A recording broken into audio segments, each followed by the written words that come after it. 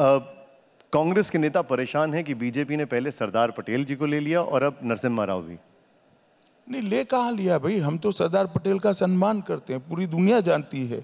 सरदार पटेल कांग्रेस के अध्यक्ष थे, नरसिम्हा राव जी कांग्रेस से प्रधानमंत्री थे। आप सम्मान नहीं कर रहे हो, इसलिए लगता है कि भाजपा ने ले लिया। लेने के तो वो दोनों दिवंगत है, कैसे लेंगे हम। अब चुनावों की अगर बात करें तो प्रधानमंत्री जी ने 370 सीटों का लक्ष्य दिया है। अमित शाह जी का क्या लक्ष्य है? देखिए, मेरा कोई व्यक्तिगत लक्ष्य नहीं होता। हमारे नेता नरेंद्र मोदी जी ने भारतीय जनता पार्टी के कार्यकर्ताओं के सामने लक्ष्य रखा है और जनता को विनती करी है कि हमें 370 सीट देकर 400 पार कराइए एनडीए को। ये नरेंद्र मोदी जी का लक्ष्य है और हम सब इसी लक्ष्य के अंदर आते हैं। आपसे ये समझना चाहेंगे, क्योंकि बहुत से राजनीतिक पंडित ये कहते हैं कि बीजेपी ने अपनी मैक्सिमम सीट्स जो हैं वो ले ली हैं, खासकर उत्तर भारत में, और उन्हीं लोगों का ये एनालिसिस होता है कि दक्षिण भारत में शायद वोटिंग परसेंटेज बढ़ जाए लेकिन वो ट्रांसलेट नहीं होगा सीटों में। कहाँ से सीटें आएंगी? यही पंडित कहते थे ईस्ट में बीजेपी नहीं है। आज पूरा ईस्ट बीजेपी से भरा हुआ है।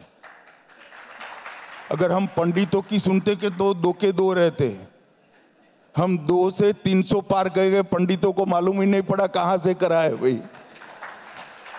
पूरा आसाम जीत लिया, अरुणाचल जीत लिया, अपना मणिपुर जीत लिया, बंगाल में आधे हो गए, उड़ीसा जीत लिया, तेलंगाना में पहुंच गए।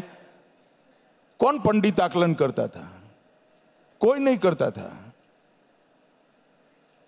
जब देश को हमारी पार्टी के नेता पर विश्वास है तो देश एक है, हर जगह से वोट मिलेगा, हर जगह से सीट मिलेगी और हम 400 पार कर तीसरी बार लगातार 2/3 बहुमत के साथ सरकार बनाए। गृहमंत्री जी, प्रधानमंत्री मोदी जी ने कई बार अपने वक्तव्यों में कहा कि पहले 5 साल गड्ढे भरने के होंगे, उसके बाद दूसरे 5 साल जन आकांक्षाओं के, और फिर अगले 5 साल कड़े फैसलों के। क्या वो कड़े फैसले हो सकते हैं?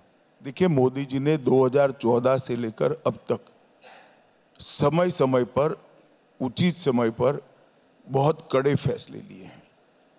हमने कभी जनता को अच्छे लगे ऐसे फैसले नहीं लिए हैं, जनता के लिए अच्छे हो ऐसे फैसले लिए हैं। ये दोनों में बड़ा अंतर होता है। मैं आपको श्रृंखला के साथ बताता हूं। सबसे पहले 1 रैंक 1 पेंशन का फैसला हमने लिया, जो 40 साल से हमारे सेना के जवानों की मांग थी। कोई एडवाइस नहीं करता था, मोदी जी ने हिम्मत से फैसला लिया। उसके बाद हमने नोटबंदी का फैसला लिया। यूपी के चुनाव सर पर थे, 17 में चुनाव थे, 16 में हमने दिया। सभी लोग कहता था बहुत बड़ी गलती हो गई। उसके बाद यूपी में 325 सीट के साथ सबसे बड़ी सरकार अब तक की 2017 में बनाई। उसके बाद हमने जीएसटी लाया। सभी लोग कहते थे उल्टा पड़ जाएगा। आज एक देश एक कर की कल्पना हमने साकार कर ली है। पूरी दुनिया आश्चर्यचकित होकर देख रही है कि 130 करोड़ की आबादी वाले देश में जीएसटी जैसा कानून कैसे लॉन्च हो गया। जब हमने एनपीए पर कठोर कार्रवाई करनी चालू हुई, सब कहते थे कि इंडस्ट्री बिखर जाएगी, इकोनॉमी बिखर जाएगी। आज भारत की सार्वजनिक बैंकों की बैलेंस शीट, प्राइवेट बैंकों की बैलेंस शीट विश्व में सब बैंकों से सबसे अच्छी बैलेंस शीट भारत की बैंकों की बैलेंस शीट है। हमने जन धन लाया, आधार लाया और मोबाइल जेम ट्रिनिटी से हमने डिजिटल इंडिया को साकार किया।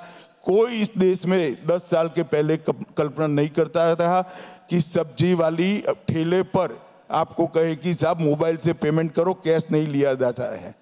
ये परिवर्तन नरेंद्र भाई लाए।